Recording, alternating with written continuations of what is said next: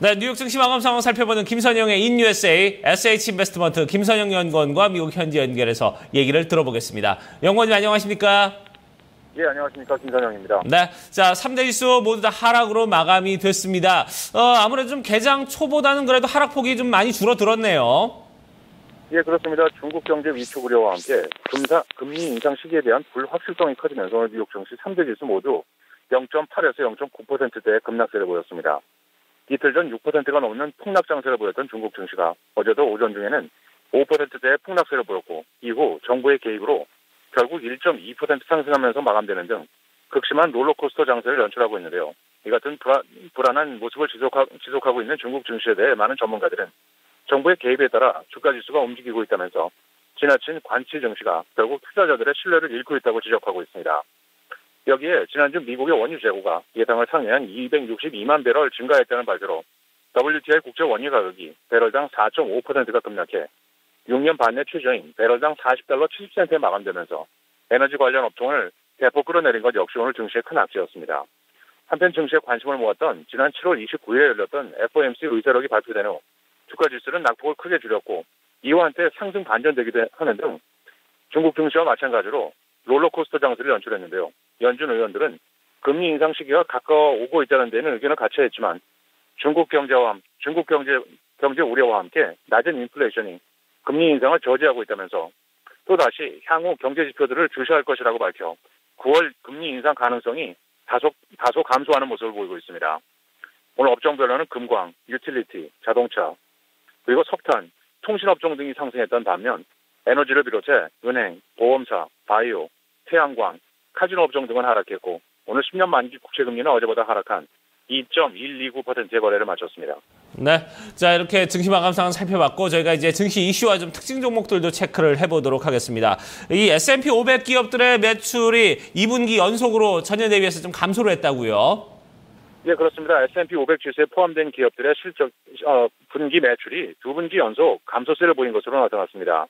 마켓워치가 시장조사업체 팩스텟의 자료를 인용해 보도한 바에 따르면 S&P 500 기업 중 현재까지 471개가 실적 발표를 한 가운데 이들의 매출액이 1년 전에 비해 3.6% 감소했다고 밝혔습니다. 지난 1분기에 2.8% 줄어든 데 이어 2분기 연속 감소세를 이어간 것인데요. 경제학자들이 대개 두 분기 연속 GDP가 감소하면 경기 침체에 빠진 것으로 정의를 내리기 때문에 S&P 500 기업의 매출도 경기로 따지면 침체 상태라는 것인데요. S&P 500 기업들의 매출액은 2008년 4, 4분기부터 2009년 3, 4분기까지 4분기 연속 증가세를 보인 이후 등락을 보이다 올해 1, 4분기와 2, 4분기에는 연속 감소세를 보이고 있는 상황입니다.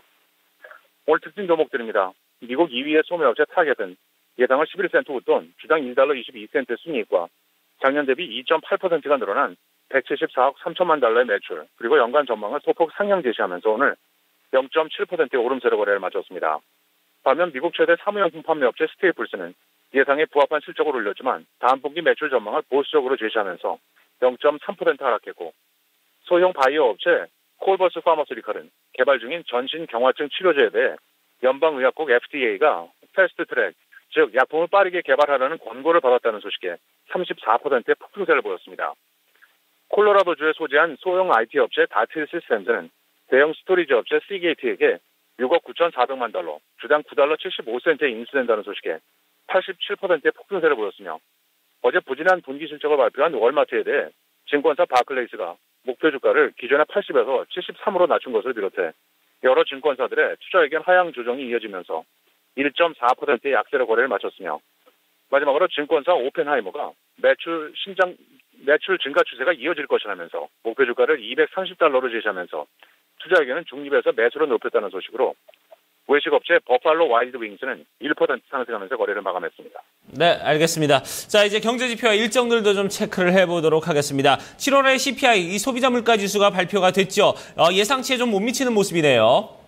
예, 그렇습니다. 연방노동부에 따르면 지난 7월 미국의 소비자 물가 지수인 CPI가 전달보다 0.1% 소폭 상승하면서 6개월 연속 상승 추세는 지속했지만 전달의 0.3%와 증시 전문가들이 예상치였던 0.2%는 미치지 못했고 변동이 큰 식품과 에너지를 제외한 근원 물가 역시 0.1%가 오르는 데 그쳐 0.2%였던 예상치를 역시 하회했습니다.